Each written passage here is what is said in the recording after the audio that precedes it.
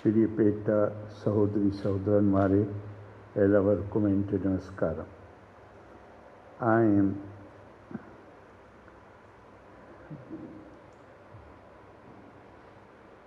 absolutely delighted to have the opportunity to attend this program, and I convey my thanks to the organizers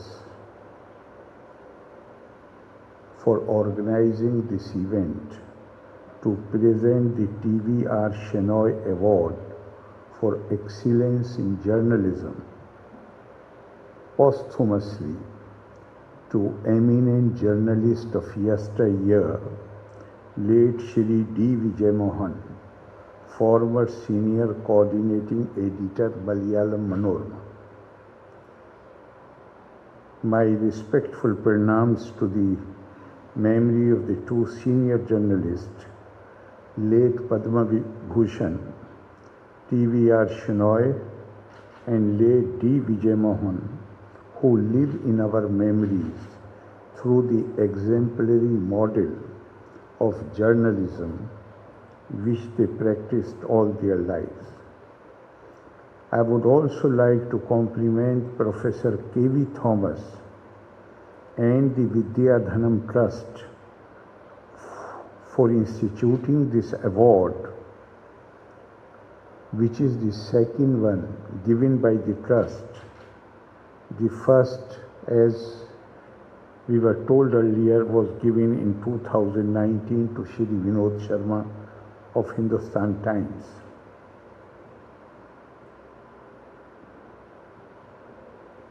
As I presented this award, I could very well sense, along with others in this hall, the feelings and emotions in the minds of his wife, Srimati Jayashri, his son Vishnu, his family and friends. And you have given Mr. Vishnu very powerful expression to your feelings. Shri T.V.R. Shenoy and Shri Vijay Mohan, as we have been told, they had been colleagues in Delhi. And I recall a piece written by Shri Vijay Mohan as a tribute to Shri Shenoy. The title was Ante Shenoy Sir, My Shenoy Sir. That explains the emotional bond they shared.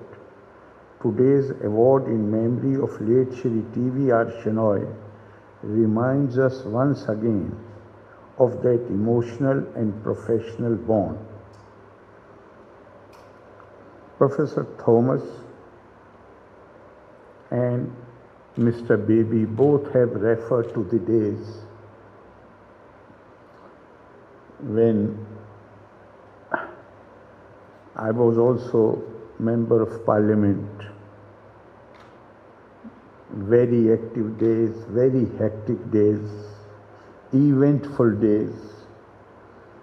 And in fact, we have seen today most of the historians, political analysts, they describe 1986 as the most eventful year of Indian national life, which gave a new turn to the politics in India.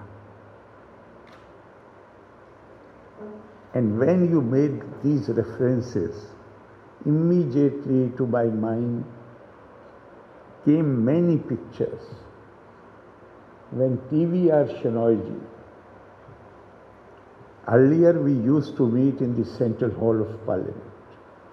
But after 1985, when I made my speech in Lok Sabha, and particularly after my resignation from the government, so many times Shenoy Saab would just drop in. And if I say it won't be an exaggeration if I say that during those stressful days, he was a source of strength and encouragement to me. And previous speakers have pointed out that his knowledge was really vast. It covered many subjects. So he would give me examples from history,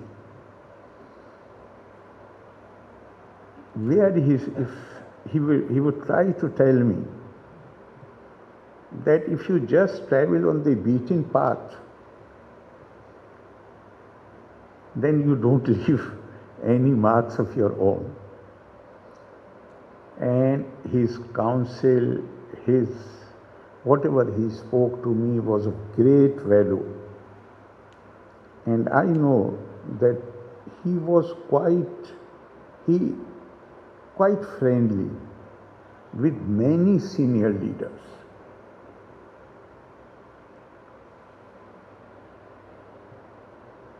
He could discuss any subject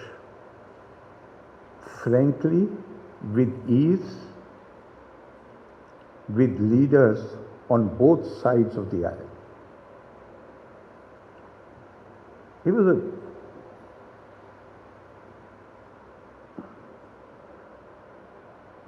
He and Mr. Vijay Mohan, both, as the previous speakers have said, both of them have left their mark. And I am so happy to associate myself with this event. And when Professor Thomas came, I was very happy not only to accept the invitation, but I requested him that these are the COVID days. We have to follow the protocol. Therefore, I had requested him that why don't you hold the program in the Raj Bhavan itself. I am departing from the prepared speech because Mr. Baby has made some very valid and pertinent points. And I think that is a subject on which we need to give thought to that subject.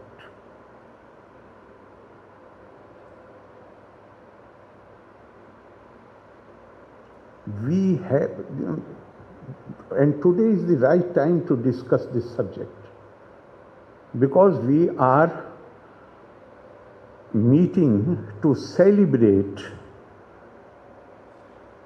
two great personalities of Indian journalism.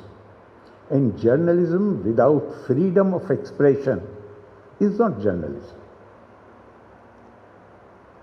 Unfortunately, over a period of time, this tendency has developed. There is absolutely no doubt. I totally agree with Mr. B. That not everyone, but there are people who simply refuse to listen to a different viewpoint. We just don't want to hear. The democratic way is to debate, to discuss, and have respect for someone who differs with you. Not just discuss and debate. I recall Professor Amrita Sen, in his book, he has mentioned that as a high school student, he posed this question to his Sanskrit teacher. He said, "Sir, can we say that Lord Krishna got away without giving satisfactory answer to the queries which were raised by Krishna. Then the Sanskrit teacher, he paused for a moment and then he said, yes, you can, but say it respectfully. Say it respectfully. So what is the message? The message is that we must also have respect, genuine respect for those who differ with us, whose viewpoint is different. But if I have seen many such things, and that is why the point which he made appealed to me so much. After 1986, I have not only been boycotted, not only been castigated, they tried to make me an outcast, but several attempts on my life were made. Who was doing this? And what was motivating these people to suppress the voice of dissent? I do not want to name anybody. But in Kerala, as governor, even today, when I recall that incident, I feel horrified that such highly educated people can behave in this manner. Governor's program is strictly limited to 1 hour. Only those whose names have been approved can sit on the stage. Nobody can go beyond the time limit, time which has been allotted. 2 speakers is speaking for almost an hour, and their names were not in the list. In Kannur, if you remember. And I patiently heard everything. Well, it's okay. It is their right to criticize the central government or the state government for that, because we are a democracy. We cannot suppress different viewpoints. But as soon I stood up to speak, in less than 3 minutes' time, an attempt was made to physically attack me. And the ADC's shirt was torn. When he came in between, his shirt was torn. Who was doing this? Very well-known professor of history.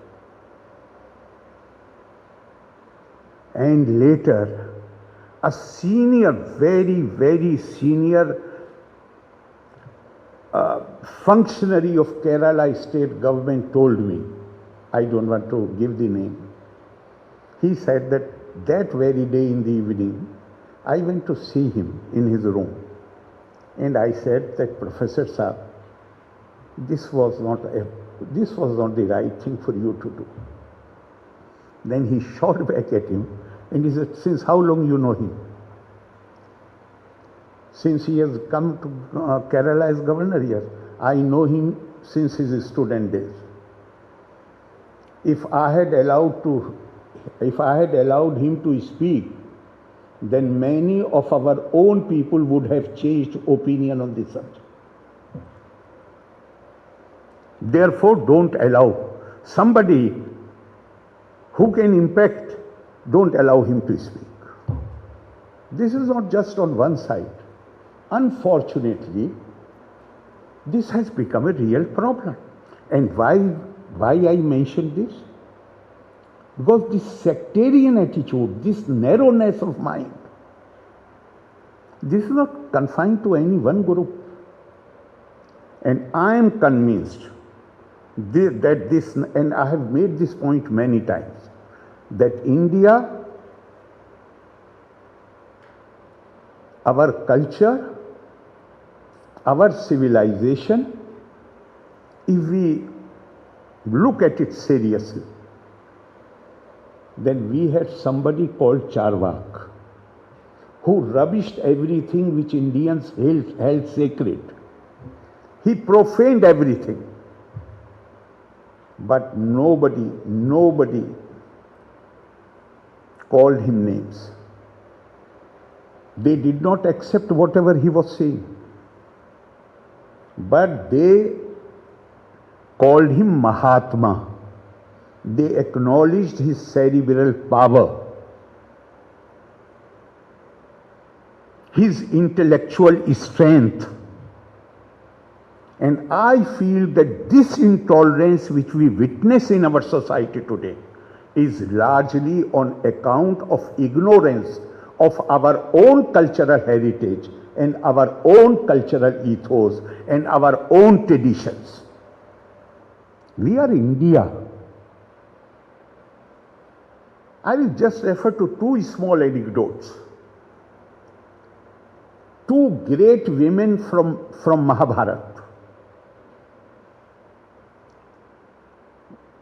How they deal with the situation they are faced with. Kunti, along with Gandhari and Dhritarashtra, they have decided to go to the forest. Pandavas, who are now ruling for more than 10 years, 15 years, they try to dissuade them. They don't listen. They go to say goodbye to them. After reaching certain distance, Kunti advises the Pandavas to go back because you have responsibility on your shoulders. And what she says to them, Nirvat Swa Kuru Shresht Bhim Siya Divisa Dharmete Dhyatam Buddhi Mansate Mahdastucha.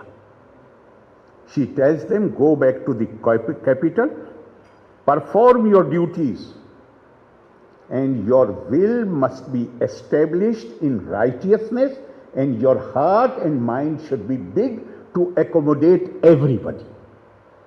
So everybody is not just persons, every viewpoint.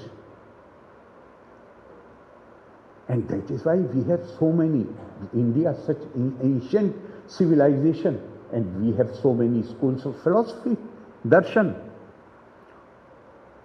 After the conclusion of Mahabharata, the Up-Pandavas, 5 sons of Draupadi, they were killed by Ashwathama in a fit of revenge.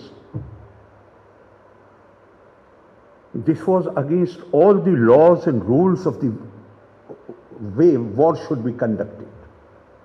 This was after the war was over. These children were sleeping. He killed them while they were sleeping. Naturally, mother who has lost all her 5 sons, she was wailing, she was crying, she was weeping.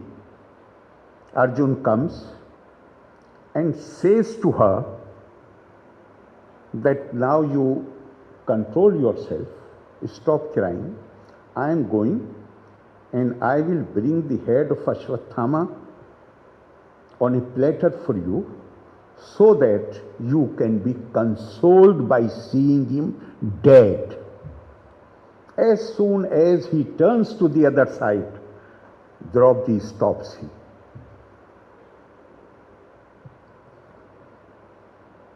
And tells him,